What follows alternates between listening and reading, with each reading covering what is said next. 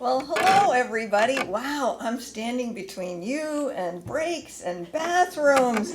Good. I know you're going to be really attentive. Um, I am so happy to be here, besides the fact that I will always do anything for Dale and Lauren.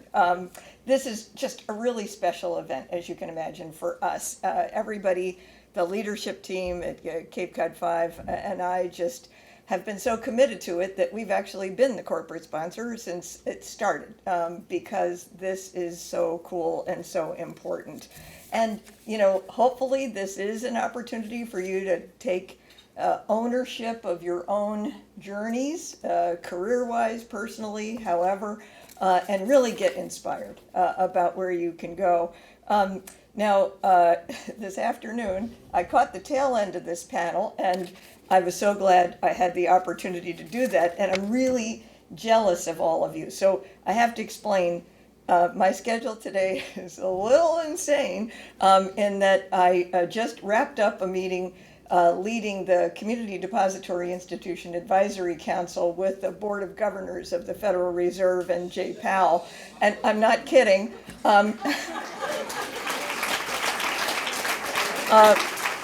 And did I have a lot of Tylenol? Yes, I certainly was inhaling that. I had the privilege of doing that for 2 years. They extended me during COVID.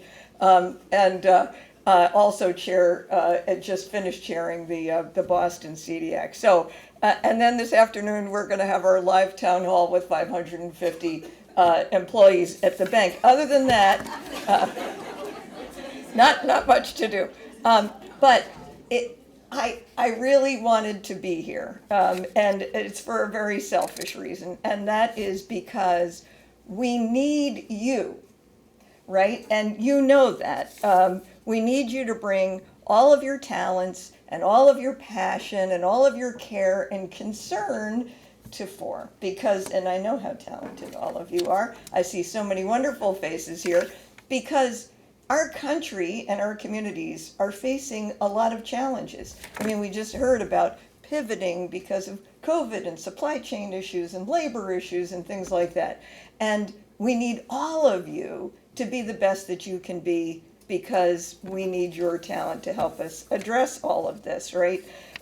So first of all, congratulations for being here, because that's a really important step in doing exactly that. The theme of the first panel was change. Oh, do you have to have that picture? They said out of COVID, people came out as either hunks or chunks. You don't need to judge which one I was. We're working on it. Anyway, so speaking of change, it does face us all constantly, right? And you heard some wonderful, wonderful things here and got some great insights from the panel. And the wonderful thing is, I don't have to have any great insights to share with you, because you do have such fabulous panel, and they're made up of people that either I already know and admire a great deal, or that I would love to hear from. And won't you just tell me about it later on, won't you? Yeah. Okay, good. Be glad to hear about that. So one of the things that I heard you all talking about is fear of change. And, I don't want to be gender specific, but I have been doing speeches to women across the country for many, many years and doing a ton of research. And we know that women are more averse to change, And I think what you heard here was some great strategies for dealing with it. And one of the things that's really, really hard for women is putting yourself in that very, very vulnerable position of maybe failing, of being rejected, of not being the best at what you're already really, really good at. Moving out of that comfort zone and into something new and crazy is really, really hard. So one of the things that I do when I'm facing change, and I'm constantly facing change and have been my entire career, is to first get your head around what's the worst thing that could happen, right? And really think about that, because in some cases it is, I'll look bad. And you know what I say to that? Get over it. Just let that go. I won't be perfect. I won't be the best. People might think badly of me. Just let that go. And then, I'm a banker, so you'd imagine I'm going to say this, which is get your head around what the real risks are. You used to see those old commercials where the guy's like, I'm going to juggle chainsaws, So get your head around that and then just work to mitigate it because, women are really good at planning, right? So make a plan to lessen the risk. But know that with failure comes lots of lessons. And you've heard this 1,000 times, but it is so true. The biggest lessons I've learned in my life have been from failure. And in fact, we had a wonderful panel here on the Cape where the first woman EMT in Mashpee said, when she was asked, what have you learned from your mistakes? And she looked and she said, mistakes? No, just lessons. So, and if you can really translate into that for yourself. One of the best quotes I heard was when I was at 25 Most Powerful dinner. This one woman who is fabulous, she's the first woman CEO of Bank of the West, if you can imagine that, has to actually literally go to rodeos, things like that. And she said, driving your career should be like a third driving the speed limit and a third white knuckle driving and then a third, Jesus, take the wheel, And I just loved that. So, and I heard this in the panel, which is when you are facing a change, the hardest thing is to figure out what to do, right? It's like, oh, I should change. What should I do? And so there's two ways that I approach it. And the first is to find out, and this is just personal for me, what am I called to do?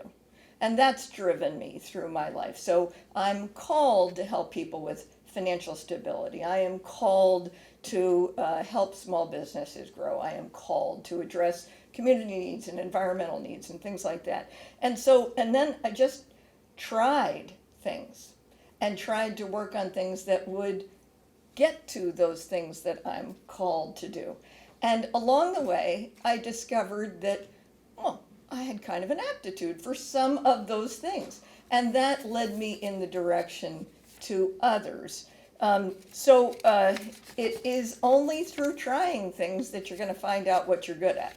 Nobody gets good at anything that they don't try. I know that's pretty obvious. One of the ways that I do discover things that I have a passion for and I'm good at, is, you've heard this 1,000 times, is when I go into the zone and I lose track of time. And that's really important, because aligning what you do with your aptitudes is really a source of great happiness for people. But there is one caveat I want to give you, and that is, okay, look at this string of pearls. They're fake. Okay, they're fake pearls.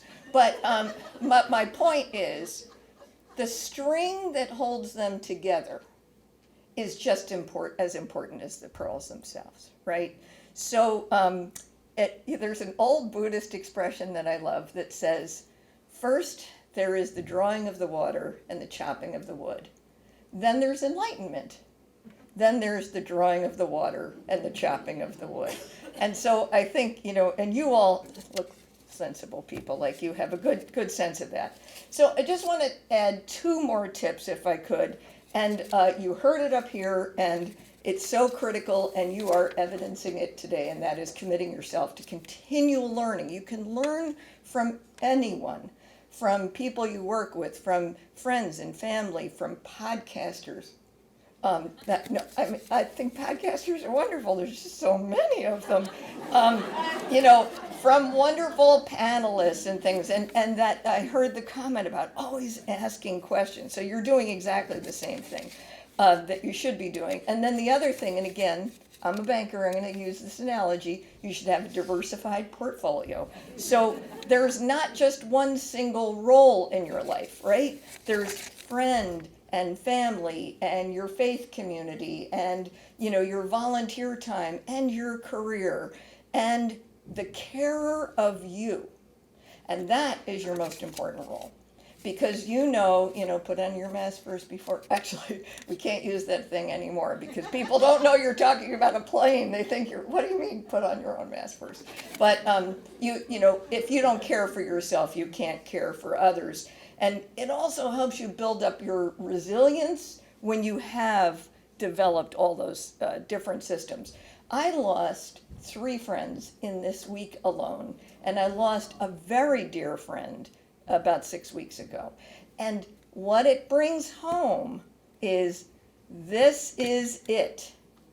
This is your life. This is now, this is your opportunity, okay? So the opportunities to flourish are endless, and only you can do it and make the choice today that you're going to pursue that. So first of all, take a moment to congratulate yourselves for being here. Congratulations. And secondly, get to work. Thank you very much. It was good to see all of you.